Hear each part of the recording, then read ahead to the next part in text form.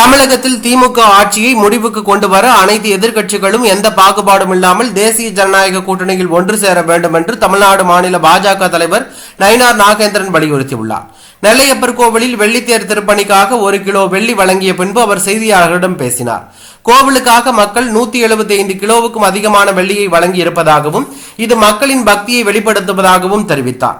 மேலும் பாஜக அதிமுக கூட்டணியை உடைத்துவிடும் என்பது விடுதலை சிறுத்தைகள் கட்சி தலைவர் திருமாவளவனின் எண்ணம். ஆனால் திமுக கூட்டணியிலிருந்து திருமாவளவன் வெளியேற வேண்டும் என்பது தன்னுடைய விருப்பம் என்றும் தெரிவித்தார். மின்கட்டண உயர்வு, சொத்து வரி போன்ற அரசியல் நடவடிக்கைகள் மக்களை பாதித்துள்ளன என கூறிய நயினார் நாகேந்திரன், ஸ்டாலின் ஆட்சியில் திட்டங்கள் நிறைவேறவில்லை என்றும் பாஜக ஆட்சிக்கு வந்தால் மாதந்தோறும் மின்கட்டணம் செலுத்தும் திட்டம் அமல்படுத்தப்படும் என்றும் உறுதியளித்துள்ளார். தேசிய குடிமக்கள் பதிவேடு முஸ்லிம்களுக்கு எதிராக அல்ல, பயங்கரவாத நுழைவை தடுக்க உருவாக்கப்பட்டது என்று விளக்கம் கொடுத்துள்ளது பரபரப்பை ஏற்படுத்தியுள்ளது.